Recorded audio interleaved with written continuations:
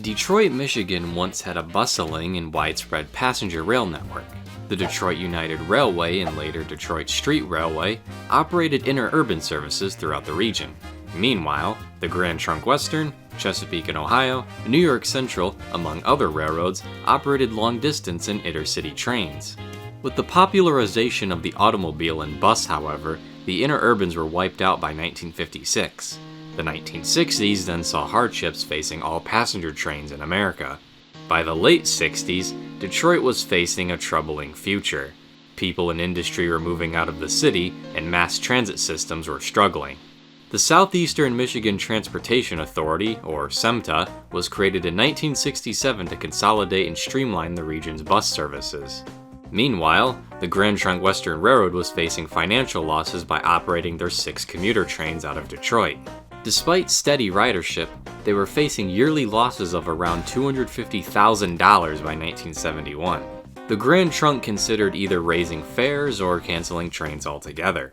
Despite the nationalization of passenger trains in the form of Amtrak in May 1971, commuter trains like the GTWs were considered separate entities, and thus remained in private operation. SEMTA began subsidizing the GTW's losses in 1974. This resulted in the creation of SEMTA Commuter Rail, also known as the Silver Streak. Service began on January 2nd, running 26 miles from Pontiac to Detroit, taking about an hour.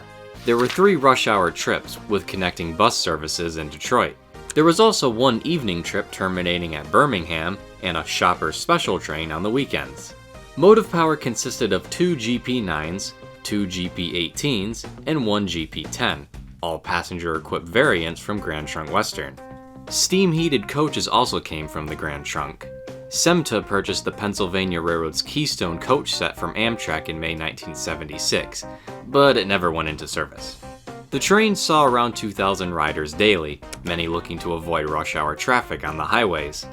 In 1977, SEMTA unveiled a $1.2 billion plan to expand its services. For the train, this meant extensions to Ann Arbor and Port Huron, creating a 120-mile network. Service to Plymouth and Lansing was also proposed in 1979. Neither plans were implemented due to lack of funding. In the meantime, by early 1978, SEMTA formally took control of operations and painted their locomotives and coaches into orange, gray, and red paint. One benefit of the train was it took passengers right into downtown Detroit, stopping just short of the then-new Renaissance Center. One downside, however, was it lacked a connection to Amtrak trains leaving Michigan Central Station, located 2 miles to the west. It was assumed that SEMTA would eventually take over the Amtrak-operated Michigan Executive, a commuter train between Detroit and Jackson. SEMTA proposed their own Detroit to Ann Arbor train over the same route in 1981. 8 trains would be operated under contract by Conrail, and a new Detroit station would open up near the Joe Louis Arena. This plan also fell through. In 1980, a test run to Mount Clemens was undertaken. In 1982, a pair of special trains were operated for Super Bowl XVI, running from Detroit to Pontiac where the game was hosted. Ridership was on the rise for SEMTA's trains, with around 3,000 daily passengers. The same could not be said for the service's funding, though. The train's 1950s-era equipment was getting up in age, and modernization or upgrades would be needed.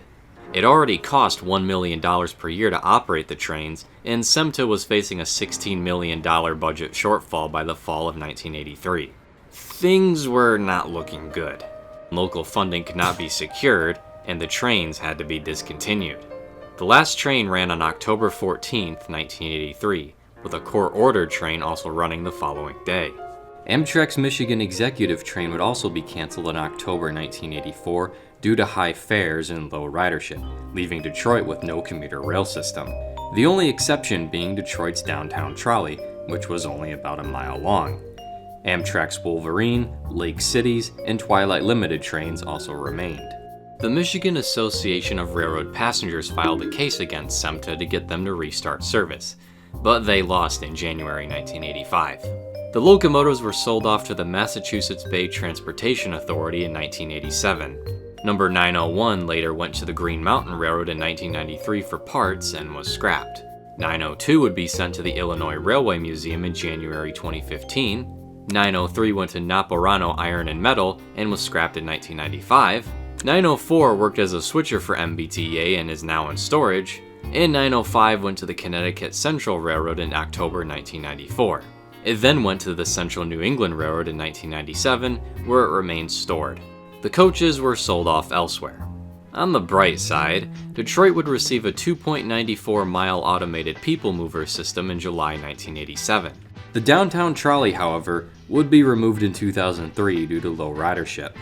Detroit would begin to recover a bit in the late 2010s, as the people mover would now be supplemented by the 3.3-mile Q-Line tram in May 2017. As of the making of this video, the short people mover, Q-Line and bus service, and Amtrak's Wolverine trains are Detroit's current mass transit network. Commuter rail projects like Wally and My Train would have brought commuter rail back to Detroit, but they both fell through in the end. But more recently, A2TC looks to establish a passenger train from Ann Arbor to Traverse City and Petoskey, with connections to Amtrak at Durand and Ann Arbor. Amtrak's Connects Us plan looks to establish new services through Detroit as well. Whether or not the Metro Detroit area will see commuter trains once again is unknown.